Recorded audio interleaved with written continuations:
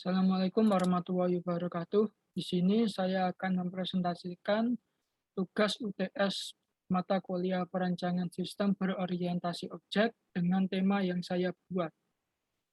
Sebelumnya, perkenalkan nama saya Muhammad Fajal Wahyu Ramadan, lalu NIM 2020 53059, kelas A, mata kuliah perancangan sistem berorientasi objek. Lalu kemudian saya akan menjelaskan tema yang saya buat, yaitu perancangan sistem informasi tentang toko kelantang. Yang pertama, saya akan menjelaskan paparan sistemnya. Yang pertama, pembeli datang ke toko, lalu yang kedua, pembeli akan memilih barang yang akan dibeli, ketiga, pembeli akan mengambil barang yang dibeli, keempat, pembeli menuju ke kasir, kelima, kasir akan menginput data barang yang dibeli ke komputer, lalu 6, kasir akan menghitung total pembayaran yang harus dibayar oleh pembeli. Ketujuh, pembeli membayar total pembayaran dengan tunai. 8, kasir mencetak struk pembayaran. Yang ke-9, kasir memberikan struk pembayaran kepada pembeli. Yang ke-10, kasir akan memberikan laporan penjualan setiap hari kepada pemilik. Yang ke-11, pemilik akan memeriksa laporan penjualan. Di sini pengelompokan aktivitasnya ada 3. Yang pertama, kelompok 1 adalah prosedur penjualan. Kelompok yang lalu pertama adalah pembeli datang ke toko. Yang kedua, pembeli akan memilih barang yang akan dibeli. Yang ketiga, pembeli mengambil barang yang dibeli. Untuk kelompok 2 yaitu prosedur pembayaran. Di dalamnya yaitu pertama, pembeli menuju ke kasir. Kedua, kasir akan menginput data barang yang dibeli ke komputer. Ketiga, kasir akan menghitung total pembayaran yang harus dibayar oleh pembeli. Yang keempat, pembeli membayar total pembayaran. Yang kelima, kasir mencetak struk pembayaran. Dan keenam, kasir memberikan struk pembayaran kepada pembeli. Lalu yang terakhir, kelompok 3 yaitu prosedur pembuatan laporan. Yang pertama yaitu kasir akan memberikan laporan penjualan setiap hari kepada pemiliknya. Lalu yang kedua, pemilik akan memeriksa laporan penjualan. Lalu untuk bisnis use case-nya, yaitu hubungan use case dengan aktor, yaitu pembeli, aktornya yaitu ada pembeli, kasir, dan pemilik. Lalu prosedurnya ini di sini ada penjualan, pembayaran, dan pelaporan. Itu pembeli di penjualan, dan juga pembayaran untuk kasir di pembayaran dan pelaporan, dan pemilik di pelaporan. Lalu alternatif notasi use case-nya yaitu penjualan, memilih barang, pembayaran, terdapat 3 yaitu input data, tunai, dan struk.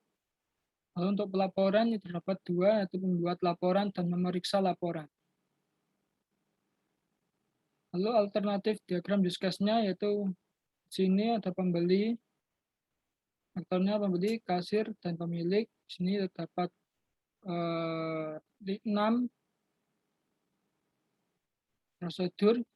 Sini yaitu memilih barang, input data, tunai, struk, membuat laporan, dan memeriksa laporan. Lalu hubungan include dan extend. Yaitu pembeli, penjualan, include, akan memilih barang, lalu pembeli ke pembayaran, kasir. Pembayaran ini dapat 3 yaitu input data, tunai, dan struk. Yaitu input data yaitu extend, lalu tunai extend pembayaran, dan struk yaitu include dari pembayaran. Lalu kasirnya juga ada pelaporan, membuat laporan, dan memeriksa laporan, yaitu pelaporan ini include, lalu membuat laporan ini extend, memeriksa laporan, dan pemilik memeriksa laporan. Lalu diagram sistem use case-nya itu buat pelanggan, kasir, dan pemilik sebagai aktor. Untuk dapat 3, itu pembayaran, membuat laporan, dan periksa laporan. Untuk skenario-nya, skenario use case optimistik dan pesimistik. Yang pertama yaitu skenario 1, pembayaran. Aktor utamanya yaitu kasir, pelanggan, aktor tambahan tidak ada, nama use case, pembayaran, tujuan use case yaitu melakukan aktivitas yang berhubungan dengan kegiatan pembayaran. Kondisi awalnya yaitu barang yang akan dibeli sudah ada di meja kasir. Lalu kondisi akhirnya yaitu struk pembayaran telah dicetak. Di sini alur optimistiknya itu terdapat 5. Yang pertama yaitu kasir menginput data barang pembeli dengan melakukan scanning barcode. Yang kedua, kasir menghitung jumlah barang dengan menekan tombol hitung. Yang ketiga, kasir memasukkan nominal pembayaran. Yang keempat, kasir menghitung nominal kembalian dengan menekan tombol bayar. Yang kelima, kasir mencetak struk pembayaran dengan menekan tombol cetak atau print. Lalu untuk alur pesimistiknya, yaitu 5A, yaitu struk pembayaran tidak berhasil cetak karena printer kehabisan tinta. Hingga solusinya yaitu kasir mencetak dengan menggunakan printer cadangan. Untuk yang B yaitu skenario 2, membuat laporan. Aktor utamanya yaitu kasir, aktor tambahan tidak ada, nama use case-nya buat laporan, tujuan use case-nya melakukan aktivitas yang berhubungan dengan pembuatan laporan, lalu kondisi awalnya kasir merekap data-data pembayaran, kondisi akhirnya laporan tentang data pembayaran. Untuk alur optimistiknya terdapat 5, yaitu 1, kasir merekap data-data dari pembayaran, kedua, kasir membuat laporan keuangan dari data-data pembayaran dengan aplikasi, ketiga, kasir melakukan perhitungan dari setiap pembayaran dengan aplikasi, yang keempat, kasir mengecek data-data yang rangkap dari setiap pembayaran, kelima, kasir mencetak laporan pembayaran. Lalu alur pesimistiknya yaitu 5A, yaitu file laporan keuangan yang telah dibuat hilang atau terhapus. Hingga solusinya yaitu menggunakan file cadangan yang diolah lagi menjadi laporan. Lalu untuk yang C, yaitu skenario 3, periksa laporan. Aktor utamanya yaitu pemilik, aktor tambahan tidak ada, nama use case yaitu periksa laporan, tujuan use case melakukan aktivitas yang berhubungan dengan kegiatan pemeriksaan laporan. Kondisi awalnya, pemilik akan menerima laporan dari kasir.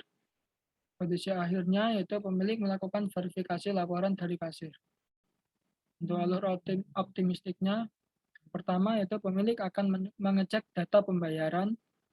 Yang kedua, pemilik akan melakukan pemeriksaan laporan dari kasir. Ketiga, pemilik akan melakukan pengecekan ulang jika ada rangkap data. Yang keempat, pemilik akan memverifikasi laporan yang sudah valid.